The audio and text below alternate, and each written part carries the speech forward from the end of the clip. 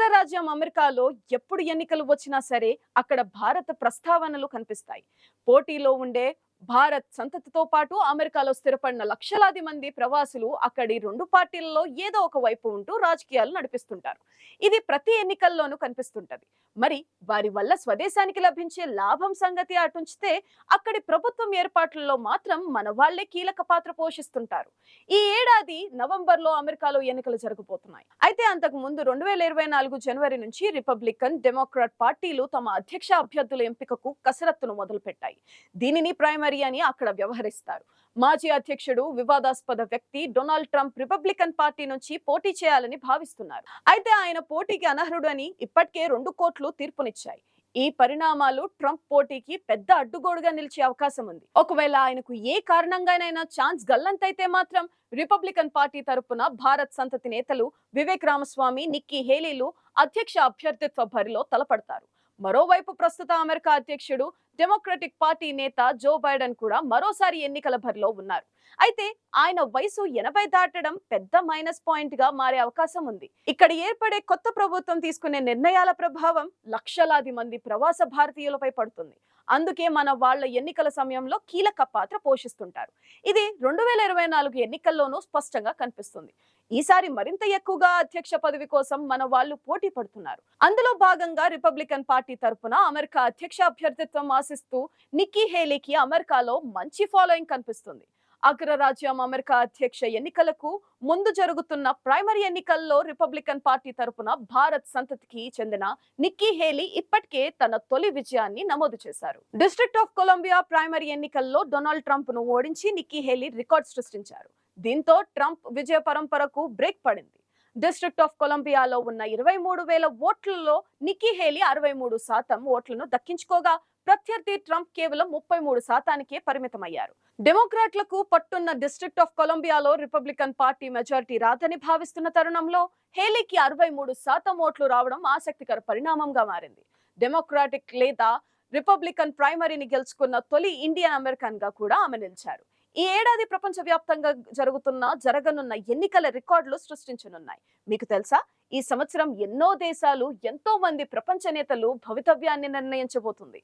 దాదాపు 70కి పైగా దేశాలు అధికారిక పీఠాలు మారబోతున్నాయి. వారెవరో ఈ సంవత్సరమే తేలబోతుంది. ప్రపంచ జనాభాలో సగానికి పైగా ఉండే ఈ దేశాల్లో జరగబోతున్న ఎన్నికల్లో వచ్చే తీర్పు అంతర్జాతీయ సమాజంపై గణనీయ ప్రభావం చూపించనుంది. ఎందుకంటే ఆయా దేశాల్లో ఏర్పడే కొత్త ప్రభుత్వాలు విధానాలు, వ్యూహాలు గత ప్రభుత్వాల కన్నా భిన్నంగా ఉంటాయి.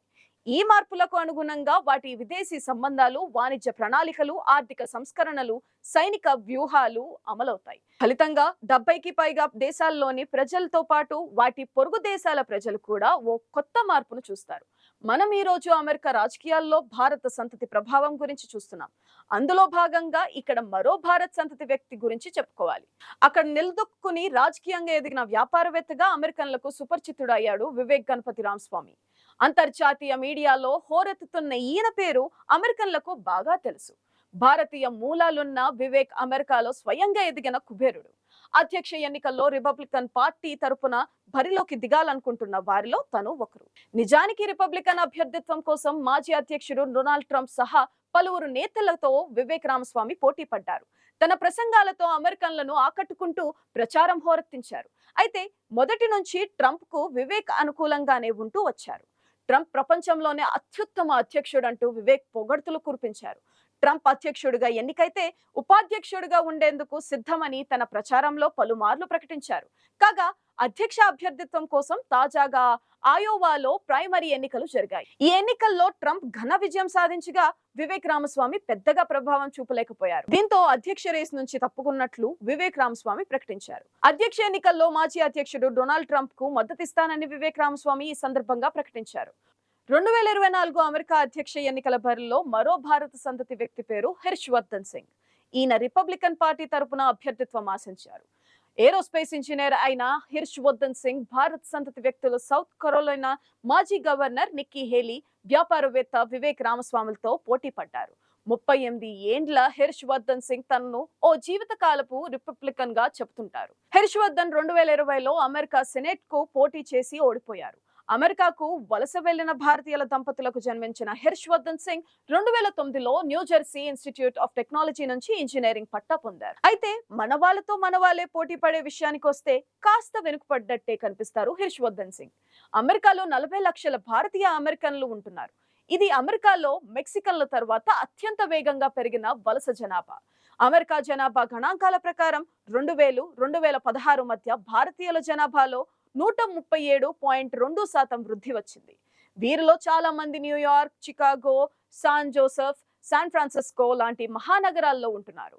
ఒక్క న్యూయార్క్ లోనే 6 లక్షల మంది పైగా భారతీయులు ఉంటే చికాగోలో 2 లక్షల మందికి ఇండియన్స్ ఉంటున్నారు. అమెరికాలో భారతీయులకు సమర్థులైన వలస ప్రజలుగానే కాక మిగతా దేశాల నుంచి వచ్చిన వారికన్నా మెరుగైన విద్యా నేపథ్యం కూడా ఉంది. Think tank people research centre వివరాల ప్రకారం అమెరికాలో ఉంటున్న 40% భారతీయులకు మాస్టర్ డిగ్రీ ఉంది. అమెరికన్లలో 15.7% జనాభా దారిద్ర్య రేఖకు దిగువన ఉంటే భారతీయుల మొత్తం జనాభాలో 7.5% మాత్రమే దారిద్ర్య రేఖకు దిగువగా ఉన్నారు. కానీ ఇంత తక్కువ సంఖ్యలో ఉన్న భారతీయులు అమెరికా రాజకీయాలను ప్రభావితం చేయగలరా అనే ప్రశ్నకు ఎస్ అనే సమాధానం వస్తుంది. అందుకే అక్కడి ప్రధాన నేతలంతా భారతీయులను అక్కును చేర్చుకునే ప్రయత్నాలు చేస్తుంటారు. తమ ఎన్నికల హామీలో భారతీయులకు ప్రయోజనాలు కలిగించే విషయాలపై ప్రత్యేక శ్రద్ధ వహిస్తారు. గత ఎన్నికల్లో అమెరికా ఉపాధ్యక్ష పదవికి కమలా హ్యారిస్ పేరు మారుమోగిపోయింది. ఆమెను డెమోక్రటిక్ అభ్యర్థిగా ప్రకటించినప్పుడు భారతీయ అమెరికన్లు సమాజంలో ఒక నూతనోత్సాహం వచ్చింది. ఆమెను డెమోక్రటిక్ అభ్యర్థిగా ప్రకటించినప్పుడు భారతీయ అమెరికన్ల సమాజంలో ఒక నూతనోత్సాహం వచ్చింది. కమలా హ్యారిస్ తండ్రి జమైకా నుంచి అమెరికా వచ్చారు. ఆయన పేరు డొనాల్డ్ హ్యారిస్. ఆమె తల్లి శ్యామలా గోపాలన్ ఒక భారతీయ అమెరికన్. ఆమె చెన్నైలో పుట్టారు. డొనాల్డ్ హ్యారిస్ 1964లో అమెరికాకు వచ్చారు. తరువాత ఏడాది 1965లో ఇమిగ్రేషన్ జాతీయత చట్టాలు ఆమోదించారు. ఈ చట్టం ప్రకారం దేశంలో జన్మించకపోయినా పని ఆధారంగా పౌరసత్వం ఇచ్చే నిబంధనలు రూపొందించారు. ఇకపోతే చరిత్రను చూస్తే 1957లో దిలీప్ సింగ్ సౌంద్ అమెరికా ప్రతినిధుల సభకు ఎంపికైన మొదటి భారతీయ అమెరికన్ అయ్యారు. ఆ తరువాత పీయూష్ బాజీ జిందాల్, ప్రమీలా జయపాల్ లాంటి చాలా మంది అమెరికా ప్రతినిధులు సభకు ఎన్నికయ్యారు. భారతీయ అమెరికన్ల జనాభా అమెరికా మొత్తం జనాభాలో 1.5% ఉంది. అమెరికా జనాభా లెక్కల ప్రకారం 2000లో అమెరికాలో 19 లక్షల మంది భారతీయులు ఉంటే అది 2015 నాటికి 39,82,000కు చేరింది. అంటే దాదాపు రెట్టింపు అయింది. 2024 నాటికి ఆ సంఖ్య మరింత పెరగడం వల్లే అక్కడి ఎన్నికల్లో భారత సంతతి ప్రభావం స్పష్టంగా కనిపిస్తుంది.